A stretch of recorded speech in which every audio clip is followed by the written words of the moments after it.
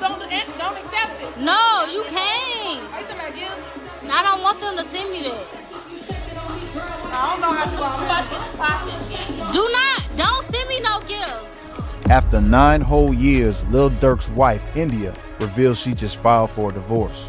While right now in a federal courtroom in downtown Los Angeles, 12 strangers are sitting in a jury box deciding whether Lil Durk ever goes home again. Just imagine years of videos, songs, fights, breakups, apologies, a daughter, a ring, and finally a marriage, just for Shorty to walk out on The Voice. Everybody's got an opinion on the evidence, the lyrics they're using against him, the witnesses, the bounty allegation, all of it.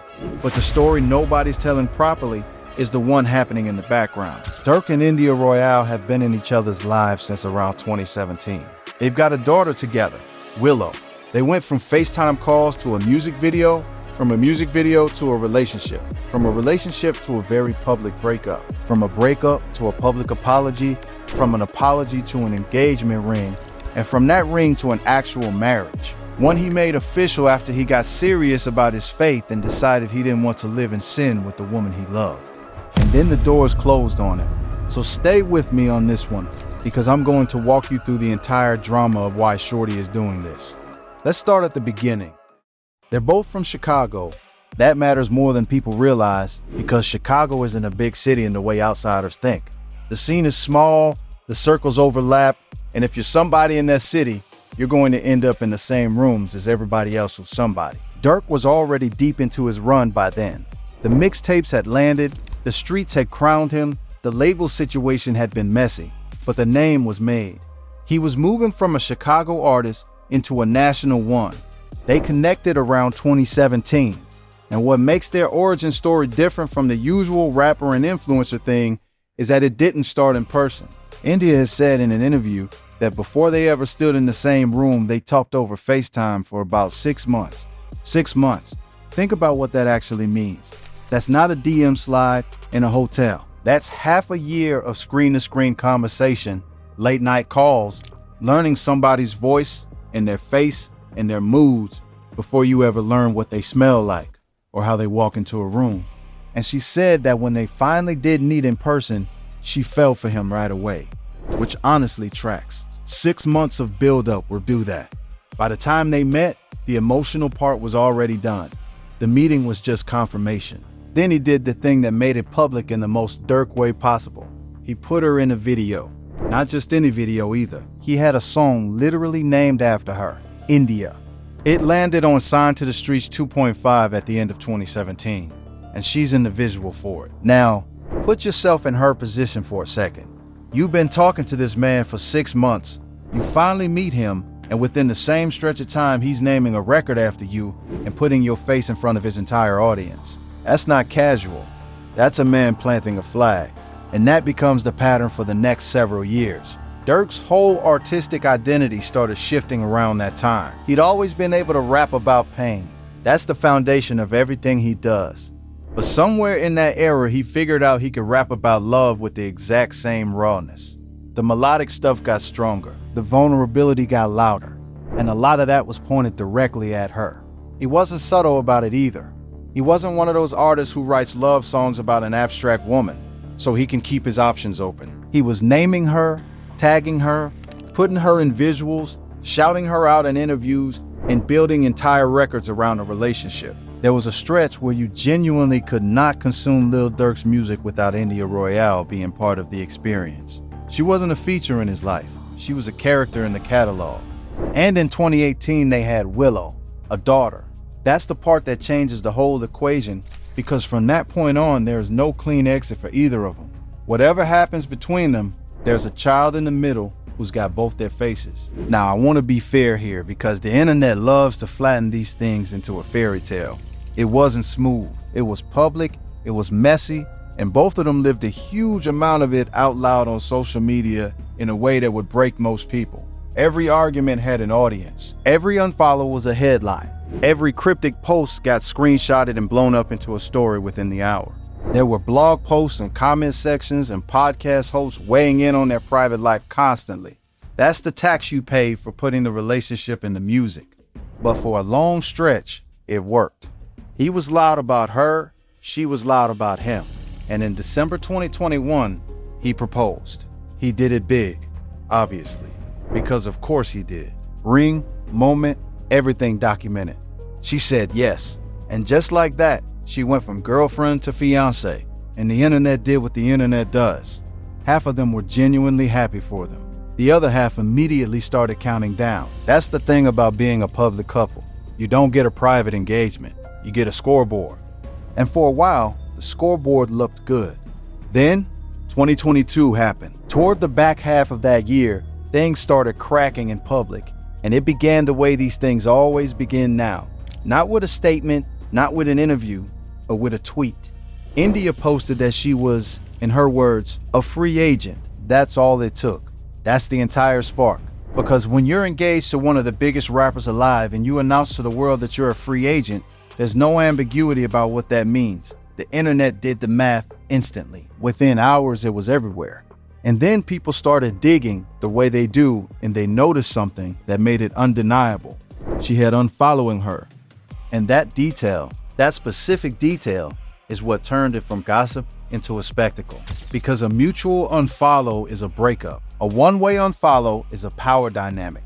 It told everybody watching exactly who had ended it and exactly who wasn't ready for it to be over. Durk did not handle that quietly. He got on his story and posted something claiming she was still his. And the line he used was, "Welcome to death row." Now, I'll be honest with you, that's a wild thing to say about the woman you're trying to keep. But if you understand the man, you understand the logic.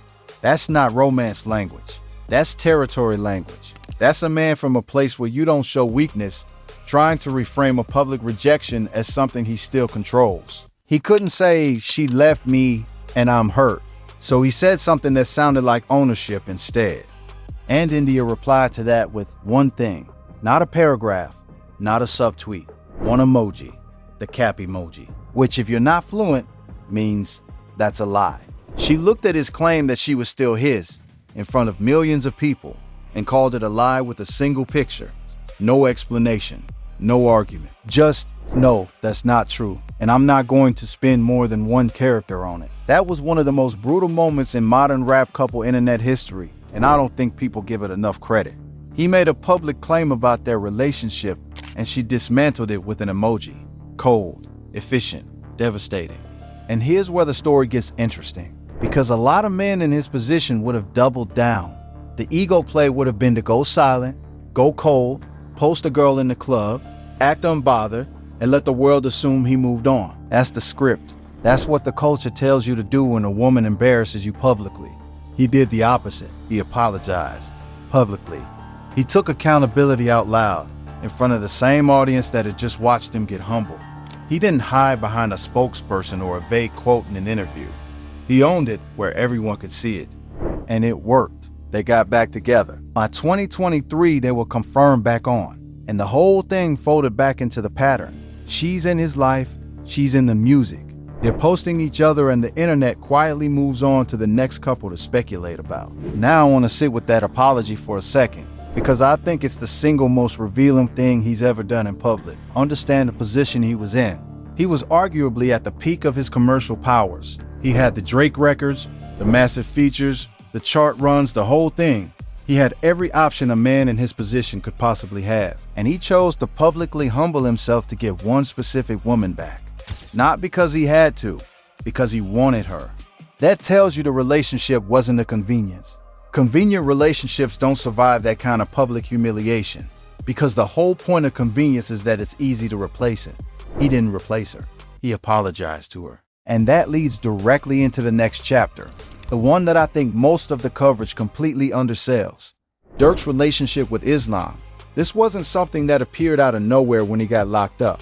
He'd been putting it in the music for years. Back in 2020, he was rapping about changing his life and being Muslim.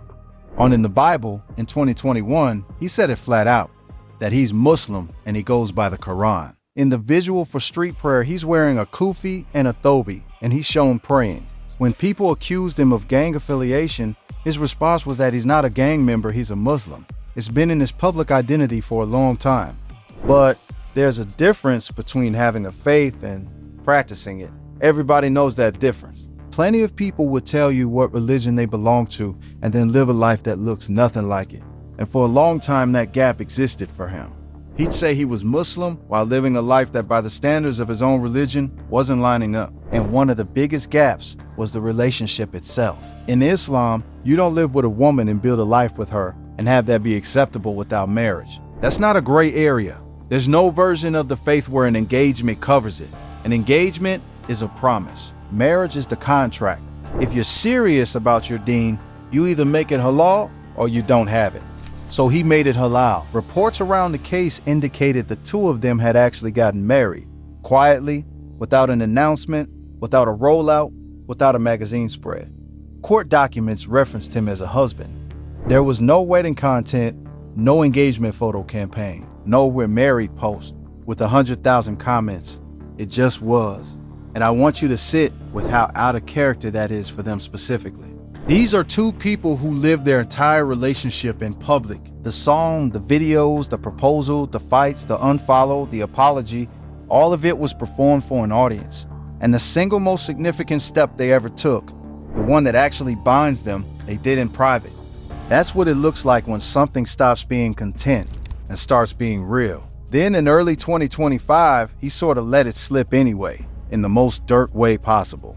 On a record called Can't Hide It with Jhené Aiko, the song opens with a woman's voice asking him about his relationship status, and he answers, "Married." And then he laughs. That laugh is the whole thing, honestly. That's a man who's been keeping a secret and is enjoying the moment he doesn't have to anymore. Of course, the internet being the internet, the reaction was split down the middle. Some people said congratulations and meant it. Others immediately went to the cynical read, that he married her so she couldn't be compelled to testify. And look, I'm not going to pretend that theory doesn't exist, because it was all over the comments. But the timeline complicates that story. And so does everything else we know about how his faith was moving in that period. Because his father, Dante Banks, went on The Breakfast Club in April 2025 and talked about exactly this. He described his son deepening his faith in custody. He said that when Durk got in there were about 4 Muslims on his block, and that the number had climbed to 17. That Durk was in there bringing people to the religion, and he laid out the reasoning around marriage directly. That as a Muslim, you get married, you don't sleep with a woman you're not married to. If you're interested in a sister, you let her know through marriage that you're ready to take on the responsibility of being a husband. That's not a legal strategy, that's a framework. That's a man restructuring his personal life around a set of rules he decided to actually follow. And I think that's the most human part of this entire story. Because a lot of people find religion when the walls close in. That's not new and it's not fake. Sometimes the walls closing in is exactly what makes a person finally take something seriously. But what's notable here is that he didn't just take the comfort part of the faith. He didn't just take the prayers and the peace. He took the obligations too. He took the part that required him to change something he'd been doing for years. And then the floor gave out. In October 2024, Lil Durk was arrested in Florida. Federal charges, murder for hire, 5 of his OTF associates picked up alongside him. The case goes back to an August 2022 shooting in Los Angeles. Prosecutors allege that Durk placed a bounty on the rapper Quando Rondo, real name Tyquan Bowman, and that the plan was retaliation for the killing of King Von in November 2020. King Von wasn't just an artist on his label, that was his closest friend, his protege, the person he built something with. And prosecutors say Durk held Quando Rondo responsible for that death. They allege the attempt went wrong. Instead of hitting the intended target, the gunfire killed Xavier Robinson, known as Lou Pav, Quando Rondo's cousin, who was in the car with him. Now I need to be very clear about something here, and I want you to actually hear me on this, because a lot of channels are getting sloppy with it. Durk has pleaded not guilty. He denies any involvement in Robinson's death. Everything I've just described is what the government alleges. It has not been proven. That's what the trial is for. But the stakes are real regardless of what you believe. The charges include conspiracy, use of interstate facilities to commit murder for hire, resulting in death, murder in aid of stalking resulting in death, and multiple firearms counts. A conviction on all of it means a mandatory life sentence in federal prison. Not a long sentence. Life, and the pretrial period was rough on the defense. His team tried to get the case thrown out, arguing prosecutors had misled the grand jury. That got rejected. Prosecutors were allowed to bring in his music. The judge ruled that the video and lyrics for Piss Me Off can be used as evidence, with the government arguing the record demonstrates his resolve to avenge King Von's death. Podcast appearances are in. Photos pulled from his iCloud are in. Text messages are in.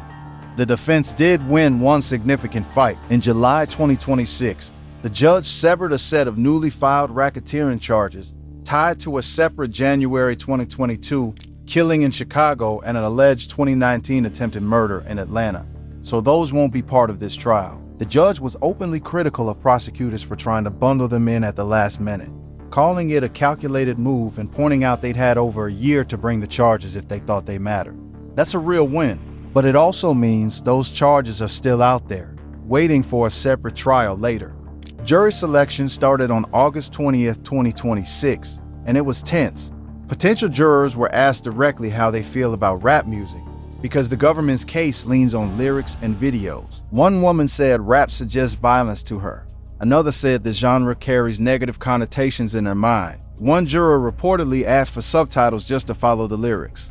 Think about that. A man's freedom is going to be decided partly by people who need captions to understand the evidence. The panel got seated. Opening statements are underway in downtown Los Angeles. And through all of it, India has been there.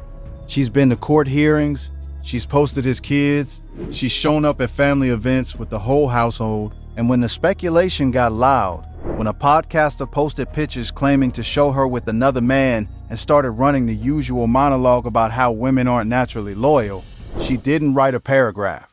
She did what she's always done. She was brief and she was clear. Somebody referred to Durk as her BD, baby daddy, and she corrected them in 4 words. Husband, free that man. That's it. That's the whole statement. And it's the exact inverse of the cap emoji from 2022. Same economy of words, same refusal to argue. But this time, the one syllable is pointed at everybody doubting them instead of at him. Which brings us to the question this whole video is actually about. If he loses, if the jury comes back guilty on all counts and that mandatory life sentence lands, does she stay? Let me give you both sides honestly, because anybody telling you they know the answer is lying to you. Here's the case that she stays. Start with the marriage itself, because it's not a 9-year relationship that happened to include a wedding. She married him while he was already in custody facing this. She didn't marry the Grammy nominee touring the world. She married the man in a federal facility looking at life. Nobody does that by accident, and nobody does that for the lifestyle, because at that point, there is no lifestyle. That's a decision made with full information. Then there's the faith component, and I think people underrate this badly. If both of them are approaching this marriage through Islam, then it isn't just a romantic arrangement that lasts as long as it feels good. It's a covenant with obligations attached. That doesn't make divorce impossible. Islam permits divorce, that's not a secret. But it does change the default. It changes what, for better or worse, actually costs to walk away from. Then there's Willow, 8 years old now. Whatever happens between the two adults, that child has a father. And if that father is in a federal prison, the person who decides whether she has a relationship with him is her mother. India has never given any indication she cut that off. And then there's the history. This is a woman who already left him once, publicly, decisively, in front of the entire internet, and came back. She's already proven she'll walk if she's done, which means when she stays, it isn't passivity, it's a choice. She's demonstrated she has the exit route and knows how to use it. So the fact that she hasn't used it now, when the pressure is at its absolute maximum, means something. Now here's the other side, and I'm not going to be dishonest with you about it. Life is a very long time. 9 years of history is real. It's also 9 years and a life sentence is potentially 50. Human beings are not built to sustain a marriage across decades of visiting rooms, monitored phone calls, and no physical presence. That's not a character flaw. That's just what the research and the anecdotal reality of incarceration shows over and over again. Most relationships do not survive long federal sentences. Not because people are weak, but because the arrangement asks something of a person that most people cannot give indefinitely. She's in her early 30s. She has her own businesses, her own audience, her own income, her own name. She is not dependent on him and hasn't been for years.